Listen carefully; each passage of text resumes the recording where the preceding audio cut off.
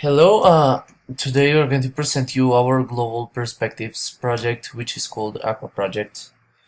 Here we have the roles. So, for our leader is Samuel Goyes, researcher Juan Andrés Puyo, writer and editor Santiago Martinez, designer Santiago Zapata, and social media Valeria Arias. So the main topic of our project is water and agriculture, the general topic, excuse me, and the key issue of our project is water as a human right. So why did we choose this topic? So first of all, we saw that in many regions of the world, mostly in Africa, sub-Saharan Africa, water scarcity was a real problem affecting people's lives. So we wanted to attempt to address this situation. Also, we saw that many healthcare problems were caused by the consumption of dirty water or water that wasn't non-drinkable water, or like for example water containing bacteria and other things that may cause diseases. And also because we saw that maybe as people need to travel long distances in these countries, they need to travel long distances to get their to get to their nearest water source. We thought that these may affect their this may affect development for the country and also of their own lives. For example, there have been cases where kids get, need to like skip school so as to get water from a source that may be 30 minutes or even more away from their homes. So here we can see some data. We can see here that 70% of the people have an improved water source at 30 meters of distance, which 17% of the global population is a very significant number. Also, 4% of the people in the world have an improved water source at more than 30 meters of distance. Excuse me, just a second. So, we can see that, well, 4% of the people have an improved water source at more than 30 meters of distance, which is even worse. Well, other things such as, well, the 6% of the people globally collect water from unimproved water sources, which may cause these people to get diseases. And well, here in the graph we can see the blue part is people that have access to an improved water source, and these yellow and orange strips represent the percentage of the population that have access to an unimproved water source. And here we can see the distribution of percentage of population that use an unimproved water source. And we can see that the vast majority of these people live in sub-Saharan Africa, which is the region in which we focused the more on. Well, yes. So the aim of this project is basically to raise awareness of the importance of clean water, so as to prevent the spread of diseases such as cholera, raise awareness on other difficulties water scarcity imposes in daily life, like as we have already said, the fact that people need to spend time of their lives doing an activity like collecting water may affect them in their work, or maybe if they are children, then they will need to skip school, which is not a good thing. And also it may stop development in the country. And also to facilitate, to some extent, access to clean water by the creation of a filter that we're going to explain further. So the outcome, we developed two outcomes. So the first outcome was an Instagram account in which we are attempting to convey our message of water being a human right and trying to raise awareness about the situation of water scarcity or reliable water sources, the scarcity of reliable water sources around the world. And yes, and the other outcome is the water filter that we're going to explain in a minute. So here we have an image of our Instagram account where we publish images and some data about this problem, so as to try to raise awareness about this situation.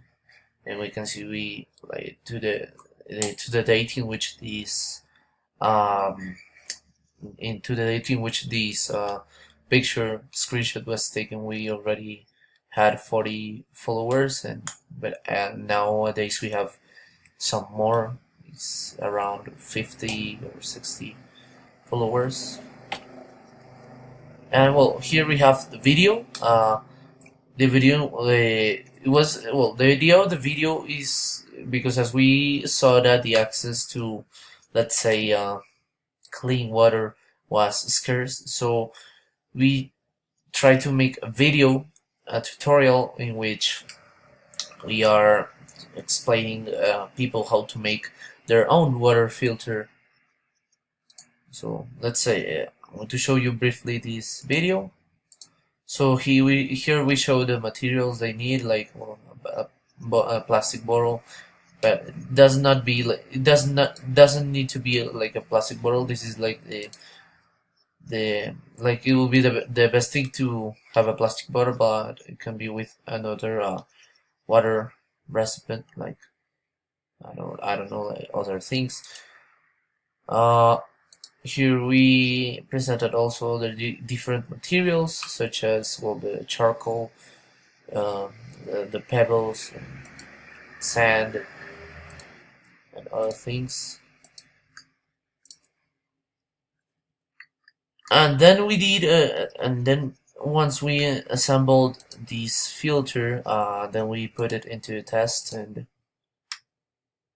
we, let's say, we put into yes, so we put into it some water with dirty water, just to see how effective this filter could be. Here we can see how the filter is getting rid of the soil particles in the water. And finally, we can see here the final result.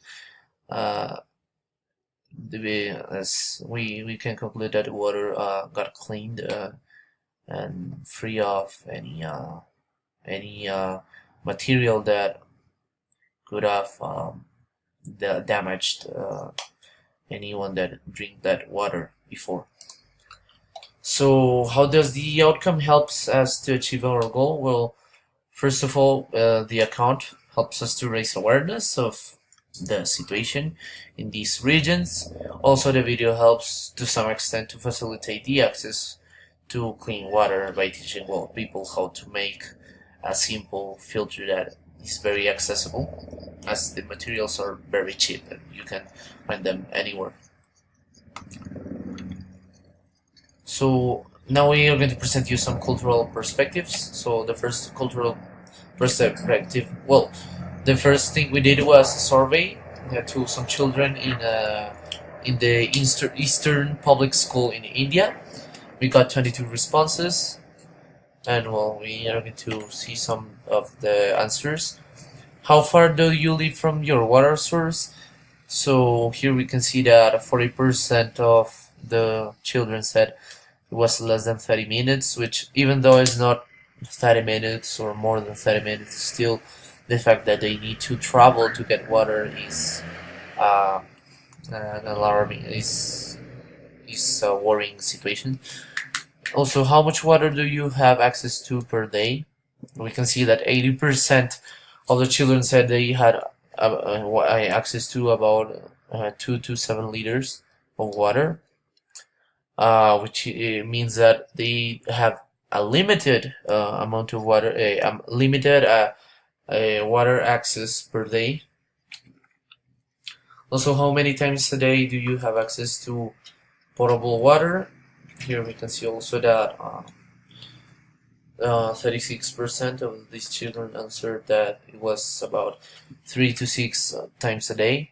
Also, where do you obtain the water you consume from? This is very interesting because 40% of the children said they got their their water from natural water sources such as rivers, lakes, and this is very alarming because the fact that they get their water from these sources means that they are exposed to the to diseases that may be spread by the water that is not optimum for human consumption, such as diseases such as cholera, and the fact that 40% of the children said they got their water from a river is very um,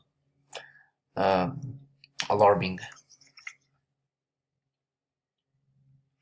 Oh, also we have like the cultural perspective of Uganda, and well, we investigated about this country.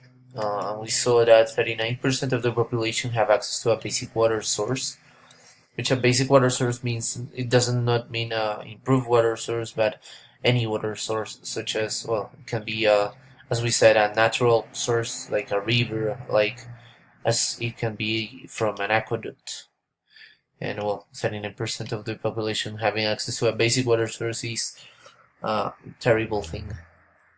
And well, we also saw that in average, people have to travel 38 minutes to get water from the nearest water source, which may affect a lot their lives. Also, we saw that 16% of the population live in urban areas, meaning that the rest of the people in this country live in rural areas where water access is even worse, because well, these statistics we mentioned uh, were in general in all the country, but we see more specific data like the access of water to in rural areas is the data is even worse. Also, we took into account the case of Papua New Guinea. We saw that 37% of the population have access to a basic water source, which like is a similar situation as the one in Uganda. Also, 20% of the water sources are unimproved, and 30 unimproved means well, yeah, that they water that hasn't been treated or like yes, treated so as to avoid people getting sick from any diseases, and also the same problem as Uganda. 13% of the population live in urban areas, which means that the rest of the people in this country live in rural areas where the access to water is even worse.